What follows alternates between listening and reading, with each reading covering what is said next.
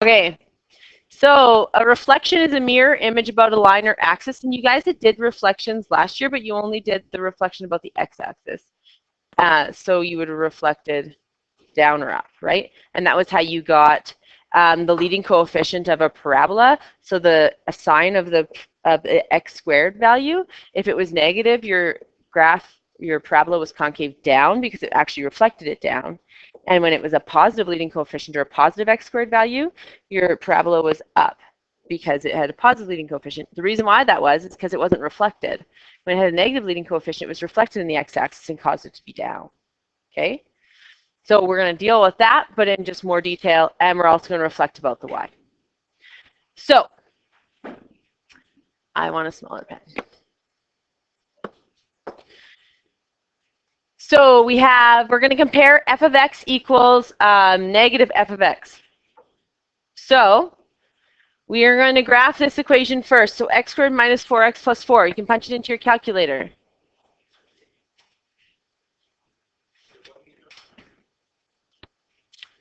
If you punch it into your calculator, you're going to get 1104, because you just went second graph, and it'll give you the points off the table of values, right? You go second graph. 2, 0, 3, 1, and 4, 4. So it looks like this. We agree?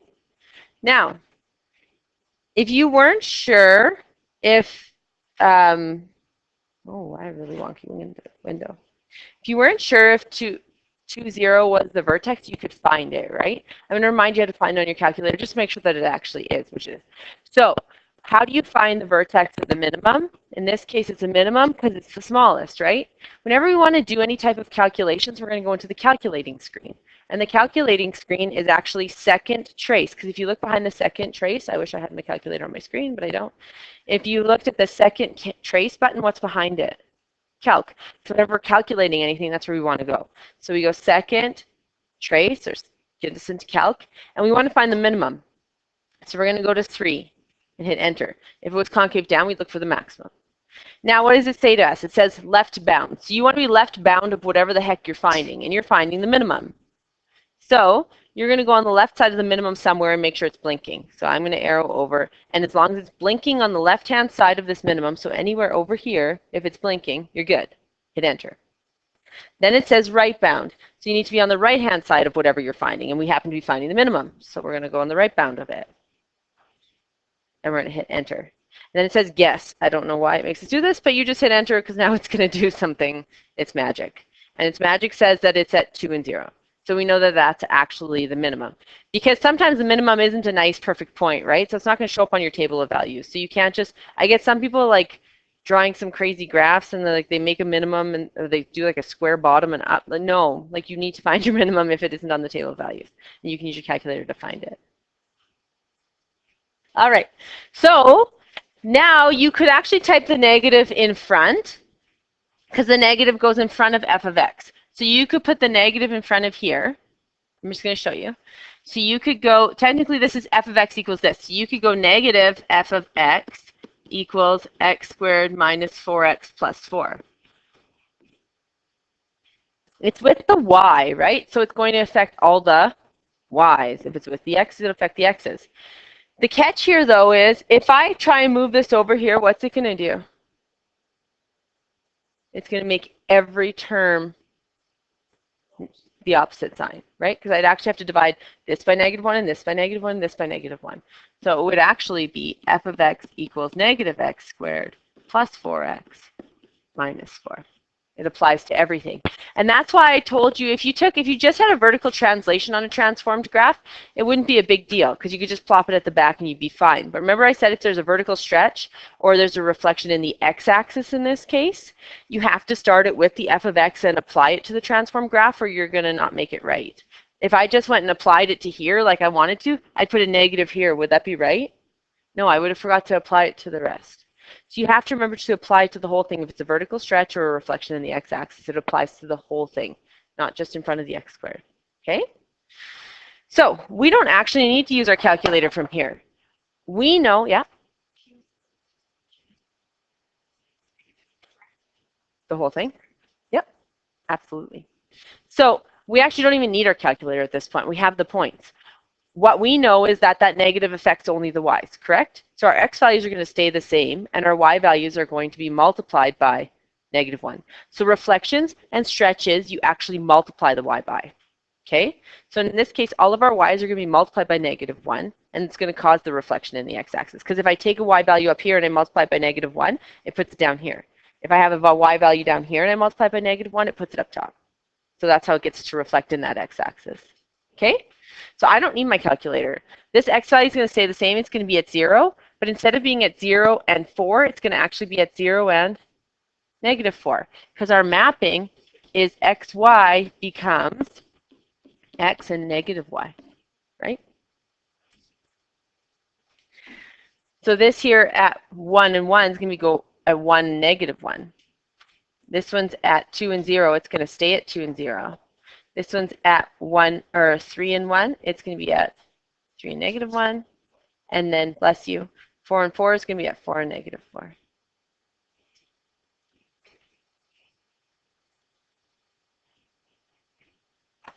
Make sense? Okay.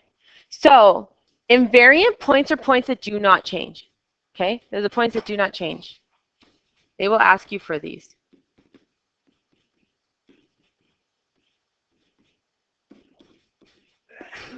Bless you.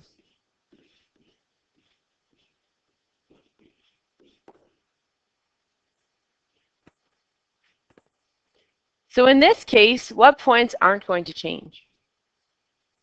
X-intercepts. Why? Because it only affects the y, and the y is 0. So if I multiply any 0 by a negative, is it going to change? No. So I've seen...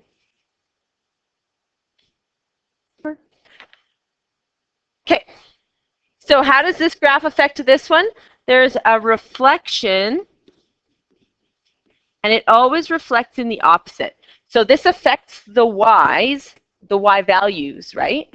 In order for it to affect the y values, it has to reflect in the x-axis. So that's where people get really confused, because it's reflecting in the x-axis, although it is affecting the y's. But the only way it can affect a y is if it reflects in the x. Does that make sense?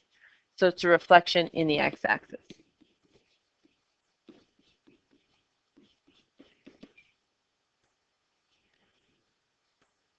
Try this one. So this is a reflection in the x-axis.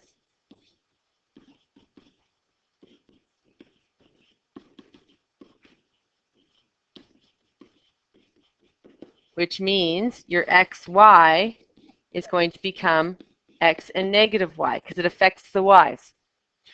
So I'm going to take my x-axis, and I'm just going to dot them.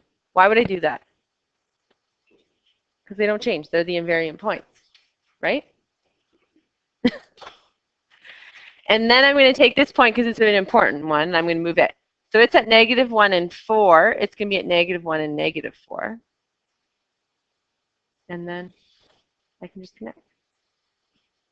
Pretend that's actually through the cross. It's not. It's quite badly drawn. Okay? And it looks like it's actually reflected in the x-axis. If you put a mirror here, let's see, well, pretend. It's reflected. So like I said, we need to know this stuff really, really well, because when we put them all together, that's when it gets all complicated. It's nice when it's just a reflection, but then when you put stretches, reflections, and translations all together, it gets a little messy. Okay. So this one's a reflection in the y-axis, and it's a reflection in the y-axis because it affects the x. Well, in the previous one, we just took the -1 and we put it in front of the y and it applied, right? But now we actually have to apply that to all the x's. Do you remember function notation from grade? Do you not have this? Why? Oh, you're supposed to print them. You only got one page. Yeah, they're posted on Classroom. It's okay. You can sketch this. It's not going to be that painful. Remember how I said, oh, I'm recording this. It's fun. Okay. So if you remember grade 10 and 11 when you did function notation, so you were like, why would we even do this? Why don't we just, and the teacher may have said like, f of x just y, don't freak out. It's just a y. It's not a big deal. You'll be okay.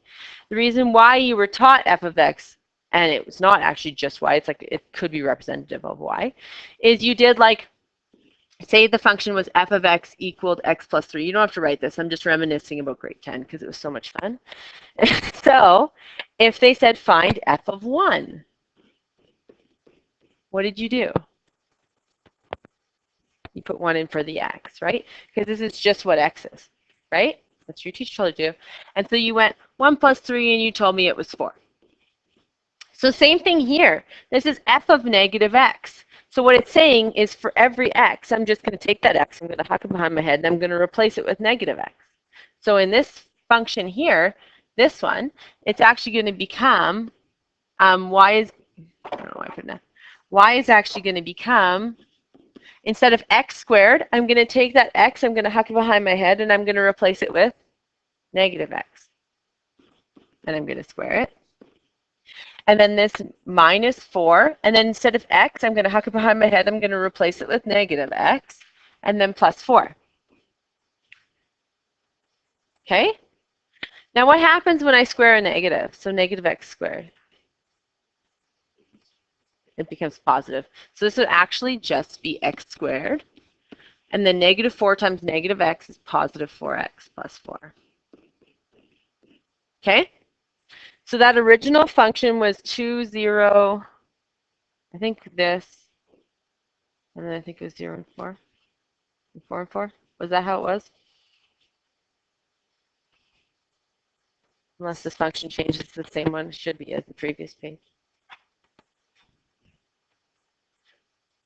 Yeah, that's the original. Just the original. So I just put in the original. So we don't actually need to put in the new, but we could to check it, right? Because our mapping says that this affects the x, right? So our points are all x, y are going to become negative x comma y, right? So now all the x's are going to be negated and the y's are going to stay the same, which is the only way you're going to get a reflection in the y-axis, right, is to change all those x's. So this 4 and 4 is going to become negative 4 and 4 because the y's are going to stay the same. This 3 and 1 is going to become negative 3 and 1. 2 and 0 is going to become negative 2 and 0. 1 and 1 is going to become negative 1 and 1. And this little point here is going to stay the same because it's invariant. You're right. So I don't think I stated the coordinate of the invariant point on the last one. It was 2, 0. The invariant point on this one is 0 and 4. And it makes sense because our x is 0. If I times it by negative 1, it's going to stay 0, right? It's not going to change. And here's your little reflection right here. So anything on that mirror, on that reflection, like in the mirror that I used to do that when I was a kid, is going to stay, right? It's not going to change. So how does the graph of y equals f of negative x compare? It's a reflection in the, if you say in the or on the, it doesn't matter, y-axis. Reflection and y-axis are the important words because when it affects the x, it has to reflect on the y, right? And I actually have people in the test going, okay, if x is here, it's becoming negative, it's y. And that's fine if you have to visualize it because sometimes I'm like, yeah, that's necessary. Okay? You guys try this one, see what the difference would be. So I know that anything on the y-axis, because this is a reflection in the y-axis, anything on the y-axis is going to stay the same. So I'm going to mark that point. All my points, which are x, y, are going to become negative xy. So this is at negative 1 and 4. It's going to be at positive 1 and 4. And then I'm going to use this point here. It's at 1, 2, 3, negative 4 and 0. I'm going to make it be at positive 4 and 0.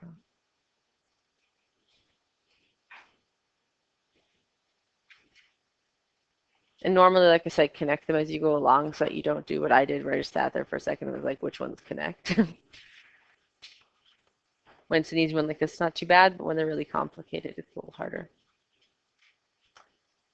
All right.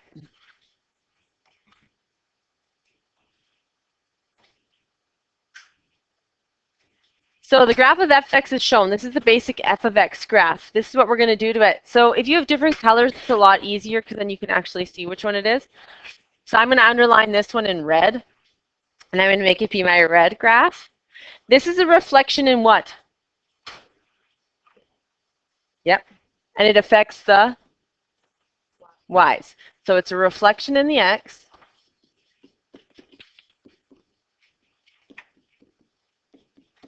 But it affects the y. So my point xy is going to become x negative y.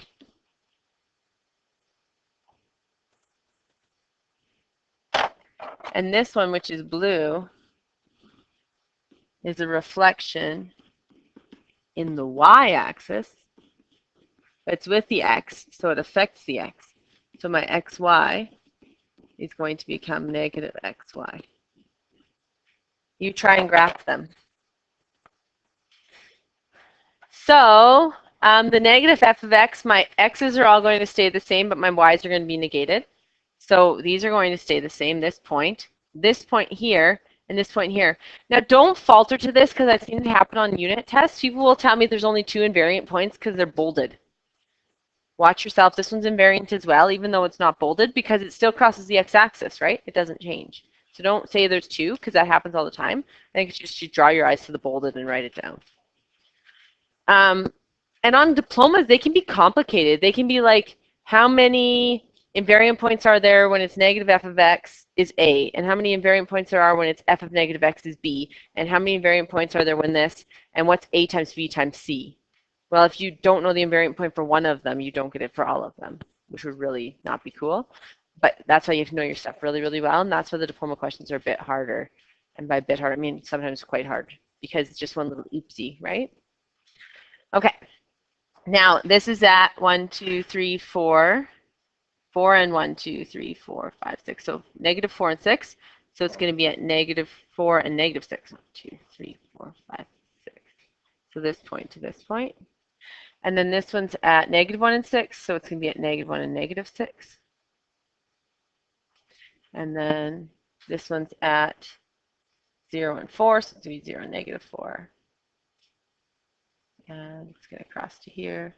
And then this one's at 1, 2, 3, 4, and negative 3, so it's 4 and positive 3, and then back. And it looks like it actually reflected in the x-axis, right? Like if you actually drew a line, it's exactly the same on top and bottom.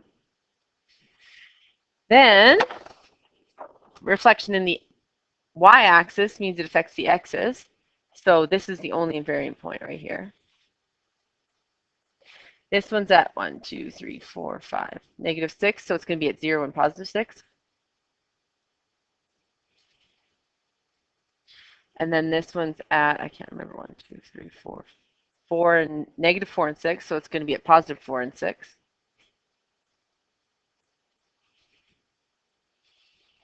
This one's at negative 1 and 6, so it's going to be at positive 1 and 6. And it's going to cut through here.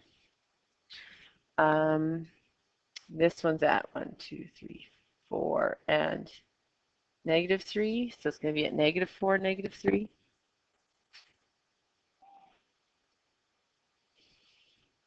And 1, 2, 3, 4, 5, 6, 7, negative 3. And if you drew a line down here, it actually looks like it reflects, right?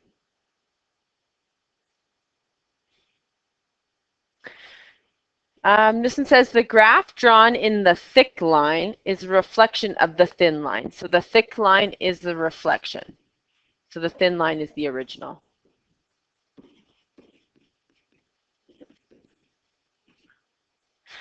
So actually what should have happened here in order to write the equation is they'd have to label this. So this would be like y equals f of x, and they could label this as like y equals g of x if they wanted to. They'd have to give you a label first, or else you're writing a random equation from something that you don't even know what the original is. So that's mean. So this one has an invariant point on the x-axis. So that means we have a reflection in the x-axis, which means it affects the y. So you'd actually have this. Negative y equals f of x. Or you could write it as y equals negative f of x. And if it was more than just f of x, you'd have to go negative, and Talia had said this, negative bracket f of x, right? The whole thing, whatever it may be. If it's more than just f of x, you technically have to apply it to all of the terms, right? Now this one has an invariant point on the y-axis. Now just because there's an invariant point on the y-axis doesn't always mean that it's reflected on the y-axis. You have to actually check and make sure that the rest is as well, but we're doing basic reflections right now, so it's kind of nice that each star. So this one's a reflection in the y, so that means it affects the x. So it's going to be y equals g of negative x.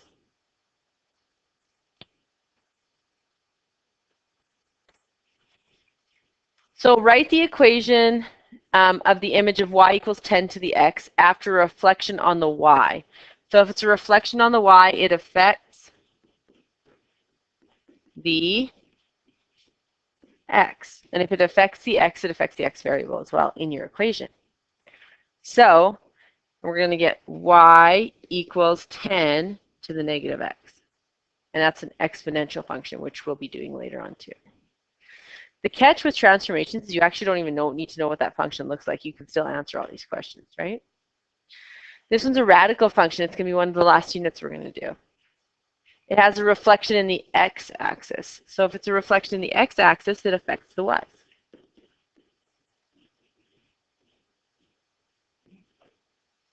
So I can write it as negative y equals square root x, or y equals negative root x.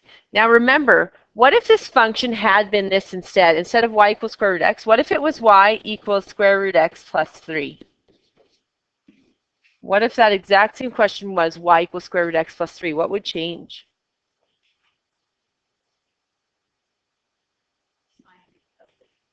The sign of the 3 would also change.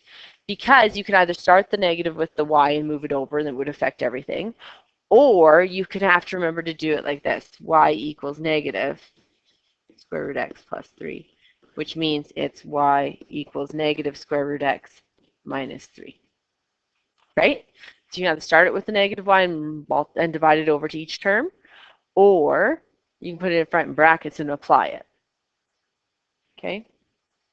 This is not the same question, so don't let it mess you up. You'll be like, where did that 3 come from? This is totally made up, just giving you something else, making it a little harder, okay?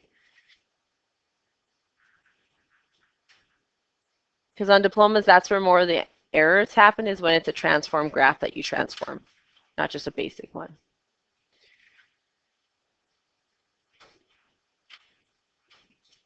And we're going to go down to example 9. So y equals negative f of x. So you're given y equals square root x minus 2, and they want negative f of x. So if the negative's in front, it affects the y. So you can either put a negative y and move it over, or you can put it in front. So you could either write it like this, negative y equals square root x minus 2, and then move it over, or you could go y equals negative square root x minus 2. But if there was like a plus 3 at the back, we'd have to remember to apply it to that.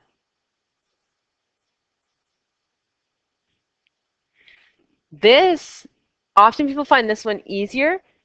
Negative x just means I go into the equation, and anywhere I have an x, I replace it with negative x.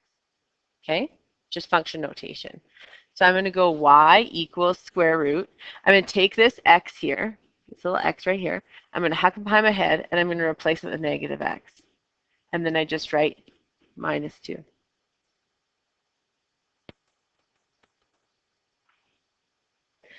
Now, I want to go a little bit further with this one.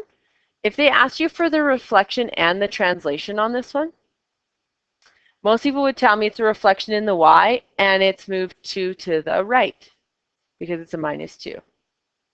Right? Correct? The only way we can give transformations, though, is if the stretch is actually taken out of the function. So you actually have to remember, if you want to state the transformations of this, you'd actually have to write it like this. Square root negative x plus 2. You have to take the negative out of both terms. The negative has to be in front. So your reflection you'll always get right. But if you forget to take it out of both terms and put it in brackets, you'll always get your horizontal shift wrong. You'll always say the wrong way. So you have to remember to take that reflection out of both. And once we add a stretch, you're going to have to remember to pull the stretch out. So that, remember I told you the rule? The rule was y equals f of x minus h plus k. Remember that was the rule? And then if it was x minus h, it moved h to the right. But if it was x plus h, it moved h to the left. But what did I have in front of this x in order for this rule to be true? I had a positive 1. What do I have in front of this x? Not a positive 1. So I can't go right ahead and tell you what the transformation is. I have to make it be a positive 1. And now that it is a positive 1, I can tell you that it's 2 to the left. But if you don't remember to take that out, you're actually going to get it wrong every single time. And that answer, I promise you, will be there, and it's the most picked one because it's common error, right? If there's a stretch in front, so if it's not just a positive 1, say it was like a 2 or something, you'd have to take the 2 out of both of them because you have to have a plus 1 in front in order to tell your horizontal shifts. Okay? Make sense? That's where people forget. And they always, always give 1 or 2 questions on the diploma with you not remembering to take that out because that's going to be the error they're going to look for first. Okay? So we have to remember that. All right. Then we have x squared plus 1. So they want a reflection in the y. A reflection in the y means a negative what? X. So that means I'm going to take this x, I'm going to huck it out behind my head, and I'm going to replace it with negative x.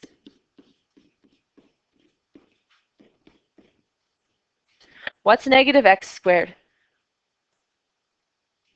X squared. It's the exact same. How is that even possible? X squared plus 1 is basically a graph that looks, 0 and 1, so it looks something like this, let's say. It's symmetrical about the y-axis. So when I reflect it in the y-axis, what happens?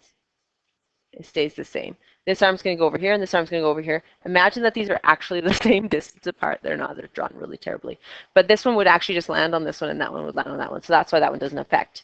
Will this one stay the same, a reflection in the x-axis?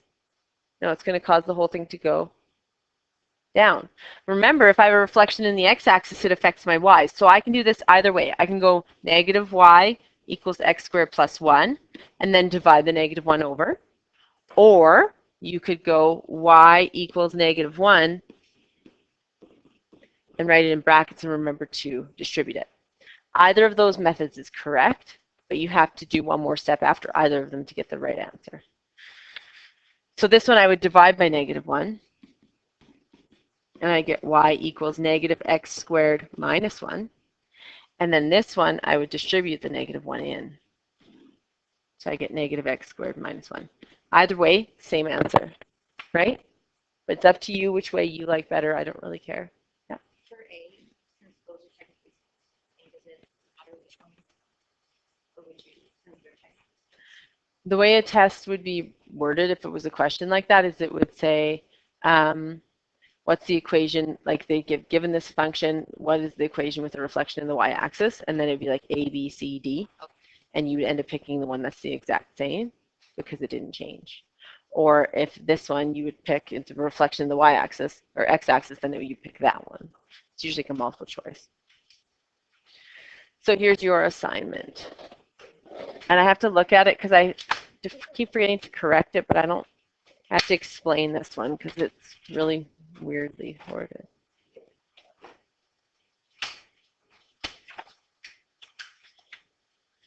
So it says row, number 1, row 1. You literally have to do number 1 and then this first row here. But that's just dumb anyways. Just do number 1. I think it was row 1 and 4. No, it's worded really badly. Just do number 1. I keep forgetting to take this out. It doesn't even make sense. And you have to do all of it.